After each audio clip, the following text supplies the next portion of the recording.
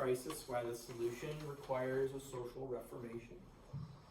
And he's going to go to Binghamton University to study physics next year, and he's on the track team, cross country team, STEM club, and he's in NHS. So, whenever you're ready. Hello everyone, thank you all for attending here today. So, America's mental health crisis, why the solution requires a social reformation. So, when we think of mental health, we often think of the observable side of mental instability. This is what we often see in our society today. So what this includes is individuals living in an unorthodox, unruly, or erratic state of which they make irrational decisions contrary to the dignity of the human person. So you might be wondering, all right, so how does that apply to our society and events we have? Well, it's through headlines such as this. Man dies after jumping from Rivera Crossing Bridge in Durango. Man dies after crawling into plane engine at Salt Lake City Airport. At least 1 in 8 people now obese. Homeless population soars in parts of Northeast Florida. Parents see own health spiral as their kids' mental illnesses worsen. 12-year-old arrested after mass shooting threat in Norwood Middle School. Ringing alarms, vaping epidemic rocks South Carolina schools as experts warn of health risks. And at least 19 children, 2 students dead after shooting at Texas elementary school. So we see these tragic events through the news, media, or other personal experiences. None of these headlines present a positive or excusable image, regardless of the situation. However, we cannot draw conclusions about people based on these headlines, because what is occurring in these headlines is not independent of itself. These all have underlying causes which happened earlier in their life, which we're going to get into here shortly. And it's a product of their mental illness. So the reality of this issue is there's much more than just those headlines, like I was saying, like this iceberg comparison here. So that's why we need to establish a basis and understanding for this, which we're going to do through the idea of social issues. So you're probably wondering, what constitutes a social issue? According to the Oxford Dictionary of Sociology, social issue is a generic term applied to a range of conditions and aberrant behaviors which are manifestations of social disorganization. It is a condition people consider undesirable and want to correct by social re-engineering. Now you're thinking the word generic. Well, don't we want specifics? Well, all those headlines represent social issues in some way. It's a broad term that can be applied to various issues that people face. Now the specifics involve the causes to these issues. That's where we're going to get into the different catalysts for why people end up in those situations. And they're all different depending on the person. Nobody lives identical life. So it's going to be different depending on who you are. So we need to explore some of the different social issues. So the broader causes of mental health social issues include topics like this: the crime and prison systems, domestic violence, sexual assault, hopelessness, neglect, treatment towards others, lack of purpose, isolation, or trauma. And trauma is the unifying factor about all of this, because for many cases that is what has prompted people to act in the way they are, or to end up in the situations that they're in. So we're going to start with underlying causalities. So we're going to start with expectations versus situations. There's a societal standard people are obliged to adhere to. When faced with the inability to adhere to such a standard, it's difficult for them to jive within society. So what is this standard? The standard of idealism and perfection. People try overwhelmingly hard to fit in, and this applies to all age groups. And social media, particularly with the younger generations, promotes this through boastful, self-embellishing thoughts. Perfection is only an ideal, however. It is not a reality, because no one lives an ideal life in the lives at all. So that's why we need to ask ourselves, who are we living for? Is it ourselves or society? Because if the answer is society, we must change, because we're not getting the fulfillment out of our lives that we could be getting. And no one has the right to judge anyone for their way of life. So if you're living your life in accordance to others, there's no reason to, because nobody else has the authority to make judgments based on what you're doing. So the problems with thinking this way is that this life is an illusion. Embellishing oneself never works long term. There will always be someone better. It is endless, hopeless battle, which is never won, and we must surround ourselves with real people who support us. So in doing research, I interviewed Beckett Johnson, an intuitive life coach, an expert on mental health in North Carolina. And in my interview, he shared this story about experience he with like 3 or 4 high school age girls where they're all over at one's house having a sleepover. And they're all in the same room. And instead of talking to each other while they're all in the same room, they were texting each other, the same people that were in the room, when they were just feet apart. So the problem with this is not real. There is no real human interaction out of this. And people must have real human interaction and face-to-face conversations to embrace reality. Because Snapchat streaks are not a reality. That's a false notion. You know, it's funny to think about, but it's sad and it's true, you know. So now we'll move on to the next causality, which is inability to grieve, which is something Beckett talked a lot about during my interview with him. So grieving allows us to acknowledge, understand, and learn from the past. We cannot grieve forever, but it is a necessary process for reconciliation. So society's view on grieving is not one of compassion. People do not want to see grief, and it's perceived as a weakness. However, this is furthest from the truth. Grieving is a sign of strength and is a necessity. So the methods of grieving is something we also need to learn about here, because if we don't know how to, then we really can't. So these include things such as support groups, maintaining solidarity with others, and embracing sadness. So not grieving properly can be caused by the negative notions, like I said, and the lack of someone to turn to, which goes back to reality and real versus fake friends, and also like lacking skills. So it's also important to kind of know what you're dealing with there. And then a warped perception about grief. So we're raised on the idea of everybody wins, a ribbon for all, and there's no such thing as a loser. However, this creates problems, which are anger, anxiety, depression, suicidal thoughts, low quality life, and I'm sure many more.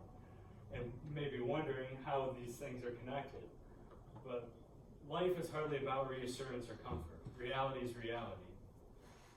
We live in a society where everybody is like comforted and wins and things like that, and we're taught this at a young age. However, this prepares the youth for a false sense of reality later on in life, when they realize life is actually full of losses, and we need to know how to cope with those losses, move past them, and learn from them so that they don't result to these issues right here. And these issues are manifested through cases like I showed in the headlines earlier. As a result of not coping with losses, there's these more permanent effects. So we'll move on to the next one, which is lacking respect. Everyone is different. We do not all live identical lives, and mental health is a more complex issue than meets the eye. It cannot be solved until we look past physical ideals and notions that we hold towards people. However, these ideals people hold and about their behaviors and stuff is subjective and relative to everyone, just like the notion of greatness social media promotes. We're not going to be great in the eyes of all. That's never going to happen. That's an ideal, but it's unfeasible. Therefore, we must turn to an objective reality about the human person, which is their inherent dignity, and the idea that we need to respect everybody regardless of their beliefs and what they do. So this brings us into human relationships, respect and dignity.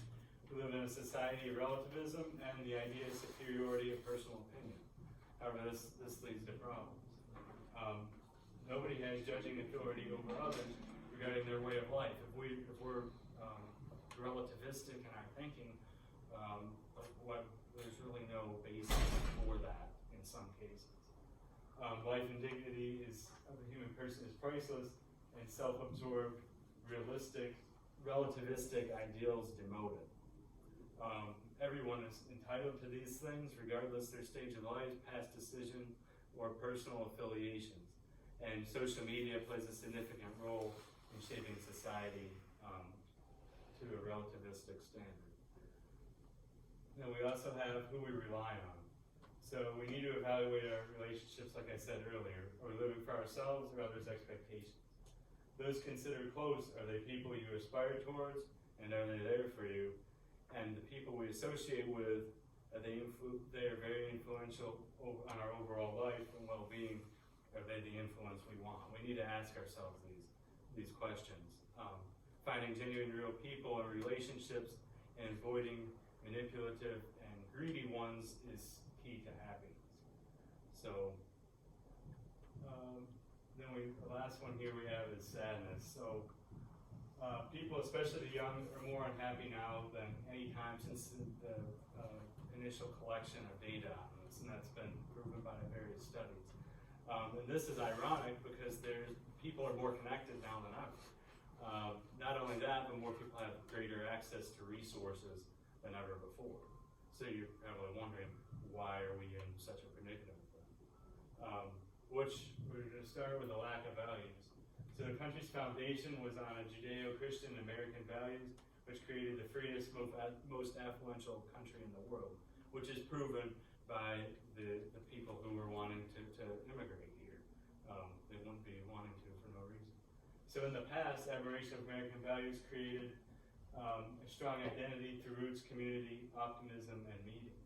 As the scope of government power has increased, non-governmental institutions such as like Kiwanis, Rotary, Scouts, or even churches, the attendance to those places and the existence of them has dropped. So this creates a decline in respect and honor towards people we can meet in those types of places because they provide an outlet for it. So then we go on to lack of meaning. So the decline of religion plays a huge role in this. Not saying that religion is the only place you can find meaning. However, it is one of the largest ones, which has also been corroborated by various studies. So more than a third of Americans born after 1980 affiliated with no religion. Religion is a huge provider of meaning. In fact, studies indicate a strong correlative inverse relationship between increasing sadness and religious decline. So,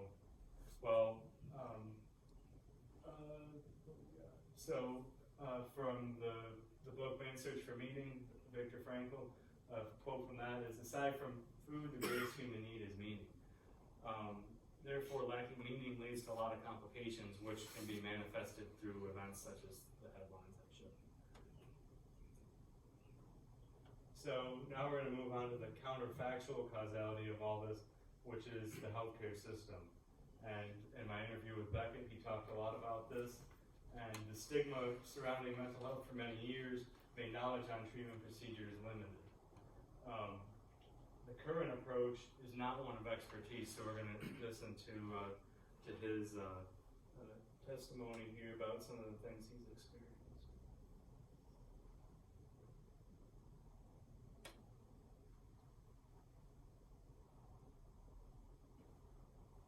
And the reason I bring that up is, right, a brain injury affects your mental health. And when they released me from the hospital, I still didn't know who I was.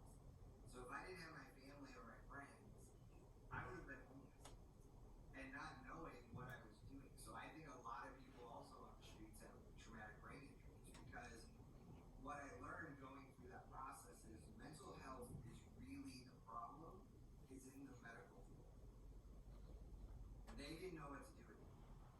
They knew what to do with me as far as my brain or the physical things, but when it came to my mental health, they had no idea what to do. And they pretty much said that. They were like, good luck, figure it out. And I'm just blown away as how as medical professionals do you not know what to do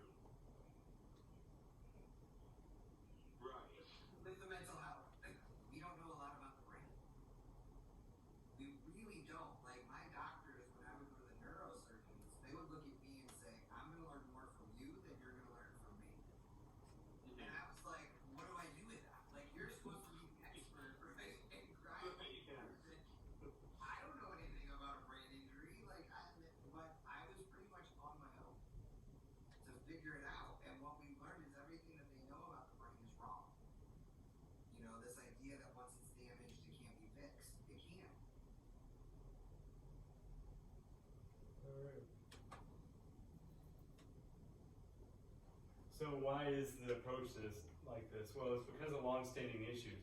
Past notion about mental health stunted advancements in knowledge and research, which, while there were being other advancements made in more physical aspects of the human body. So mental health was left behind. And there's more to mental health than meets the eye. It's ambiguous, so it's a topic that some people may want to avoid, or it's considered a touchy issue. And then moving forward from this, we've seen exponential improvements in recent shifting perspectives, which are allowing the conduction of necessary research. And survivors of traumatic events, like the person I interviewed, are speaking out and providing a means for gaining knowledge about this. So people who have recovered from tragedy. So this all leads to the effects. So everything I've talked about so far leads up to this. So the effects of all this are homelessness, drug use, erratic behavior, social yearning, hopelessness, vaping, obesity, gun violence, suicide. All those things are not independent of themselves. They're products of causes such as the ones I mentioned before. It's not limited to those, but those are very common ones. The problem with this, there are several. For one, there's a false notion of independence, like I said. And this failure in acknowledgement of independence results in the inability to propose or enact real-world effective solutions. These listed effects are detrimental to ourselves and others regarding quality of life, and oftentimes they're harmful to our bodies or to others. So now all this is going to some must-ask questions. To get an understanding, there are many. So, is suicide as a direct result of mental instability? How severe of a problem is it? Very. So we see here 45,000 deaths in 2020. The relationship between youth who use substances and those having mental health issues. So 6.34% of youth in the U.S. reported substance use disorder in the past year, which equals over 1.5 million meet the criteria for illicit drug use. Is there a sufficient amount of mental health providers? Well, there's about one for every 350 people in the U.S. So take that with what you want. How many adults experience mental illness? Well, about 20.78% of them actually, which equals about 50 million Americans. Are individuals with a substance use disorder receiving treatment? And the answer is the vast majority are not, which is part of the institutional problem we have. So the state of mental health in youth is also not good. Over 1 in 10 youth report experiencing depression serious enough to impact their function at school, work, whatever. That's a huge issue. That's a lot of people, 10%. So all this leads up to solutions and reforms. How are we going to solve this problem? Well, we got to derive social improvements from causal analysis, analyzing those causes for those events and how they can be changed. So behind both the causes and effects of mental illness are people. That's the common denominator. Therefore, change must occur through them, not the numerator, which I'll explain more on that in a minute. So we need to develop an effective approach, which the actual roots to mental health issues must be analyzed based on factual reasoning, not surface level generalization. So we need to avoid escapism, which is taking responsibility for what we can do, not what others should be doing for us. Not blaming others for our hardships in the world and fostering victim mentality, and understanding these people are a source of problems, not things such as drugs, guns, or violence. And we need to redefine community. And why it's in quotes, because we need to restore community back to what it used to be. Reality is not virtual, represented by likes, follows, or posts. We need to create an effective relationship, and that requires return to our roots of genuine communication, talking in person.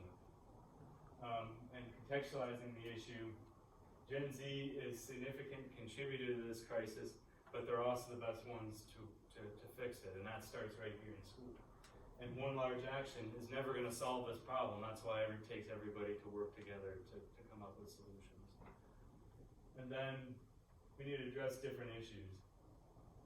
Outreach and support is the most effective means of assistance, not removing surface level means, like I discussed earlier. And creating infrastructure for this is not hopeless, however, it feels that way because of the misguiding leadership offered by the government and their inability to propose effective solutions because they're focusing more on numerators to these issues, not denominators, which is so the current solutions include banning and criticizing various numerators, like I said, a reality mask through artificial means, and ineffective acknowledgments of mental health situations. So we also got to address religious influence. So a study in 2016 found that women who attended a weekly service were 5 times less likely to commit suicide. I don't know, I'm not a woman and I don't attend Mass weekly, but take that for what it's worth. It's one, like I discussed earlier, it's one of the great providers of meaning, and this corroborates that study that there's an importance of it. And then we need to propose effective solutions, which include things, and me and Becca talked about this in our interview, support groups, face-to-face, unapologetic conversation, outreach and compassion through a moral unification, adjusting focus from ourselves and directing it towards others. And the idea is not to fix everything which is broken, to prevent more things from being broken in the future. So, like when we're, say, like the sink is overflowing, we don't start wiping up the water until we turn the water off. So the idea is to turn the water off in this situation by addressing those causalities I mentioned before. That takes us back out to here and the citation page. So if any of you have any questions, you're welcome to ask.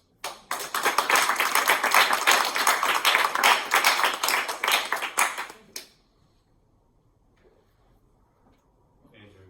You mentioned that there were some misconceptions and stigma that stinted medical research into traumatic brain injury and mental illness. Could you, give me an example? Like past notions that our society has had about covering up mental illness and that it's not real and that it's something that it's fosters like softness, or that it's not in touch with reality, that it's made up.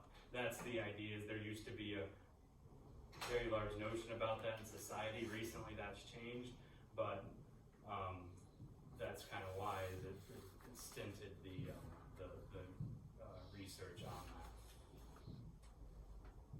Yeah, it gave us a lot. There was a lot of interesting things there. If you would say, what's one thing you'd want people to walk away with? Like what's, in terms of the prescription of the issue, the possible solutions, whatever it may be, what would be 1 or 2 things you'd want us to walk out with? Yes, for solutions, we'll start there. We need to restore morality and respect towards others in society. I think it starts there, and respecting other people. Because just because someone encounters a traumatic event and they've come across unfortunate circumstances in their life does not mean that they're somehow a lesser of a person than somebody else. So that's where that starts. And I think that's where a lot of the solutions to this issue need to be directed. Mr. Speck? Yeah, this is great, Nathan. Thank you. So in terms of mental health and in relation to social media usage, which you alluded to, looking for solutions, do you think it's on the individual's imperative to regulate themselves to not be on these apps? Or, sometimes Zuckerberg must, they get dragged in front of Congress to see if this is an issue that needs to be legislated by the country. Do you think it's our nation's legislators' jobs to legislate social media to prevent more mental health issues from happening? I don't think it's the legislator's responsibility for this. I think it falls on the individual and the person. The idea is we need to figure out a way to teach those people when enough's enough of that. Just like we teach people when they, in most cases, you're full, you don't need to keep eating, something like that. So that's what we need to figure out, not making regulations about it. Anyone else? No? Yeah, so this little bit reminded by, today's what, the 14th, so I think it's like 2 years since the Tops shooting. Yeah. But I was just thinking about this as you were presenting, is like, we have way more mass shootings now than we ever have, and it's, as we've learned, like, we've learned more about mental health, right? We know more about it now than we ever have. It's been, they're working on, like, the stigma of it and everything. But, it's no secret that, it's mainly men who are committing these mass shootings. But, so I'm interested to hear your opinion on this. Basically, like, why are we seeing so much of this now? Like, we never saw mass shootings, right? Like, school shootings, stuff like this was basically non-existent until, like, the early 2000s. Yet, we've made more progress with mental health, but we're still seeing all these issues.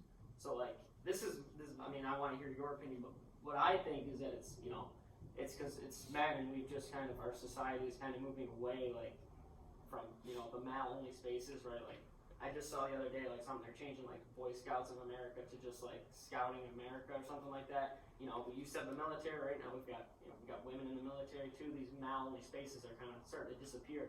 It just kind of doesn't give men, like, an outlet to just, be themselves, do whatever they want, without having to worry about being in mixed company, things like that. It just creates a more natural environment for them, almost as a way for them to kind of relieve themselves of, like, the stress that they're still undergoing. And then also you still have, you can't have men, being men, but, they got to make the same, they still got to be the man, they got to be the protector, but, women also got to make the same amount as them.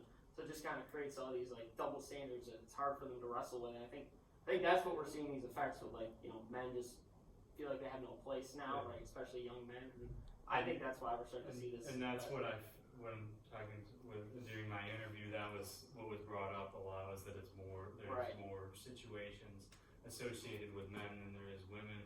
Why that is, it's because of what you mentioned. I don't really know, but I will say that the causes for them acting in that way, whether it's men or women, is the collapse of community, respect for others, and they're also with men is they feel like there's not as much of they can't, like, express themselves about what's going on as much as women can, because it's not seen as a masculine issue. I would go back to something else that you brought up, though, Nate, in that the trophy for everybody and everybody wins, that sense of entitlement also, people that don't get their way when they get older and then turn around and take it out on a whole group of people. I think that maybe that's something that might be operating there too. Exactly. The entitlement that you should have, what you want, that it's deserved, but the dignity and respect is the thing that you're, that's inherent, right? Mm-hmm. And that goes back to our founding documents in the country as well, that we're all created equal, and life, liberty, pursuit of happiness, right? But I also think that that maybe people aren't handling being told no as well. That maybe there's a lot of people that feel that entitlement. So. Right, because we're being raised on the notion of you can win all the time. Like, then they realize they can't later in life. It's okay that somebody tells you no. Yeah. All right, Riggs. So I know you said that the responsibility falls back on the individual, but at what point does the responsibility also fall partly on the parents, like influencing their child? Like maybe they're giving their child a phone at age 11. They're like what does that influence play? Sure, like obviously there needs to be some sort of parental guidance when it comes to that, especially at a younger age. But it doesn't necessarily mean it doesn't necessarily warrant a government regulation on it.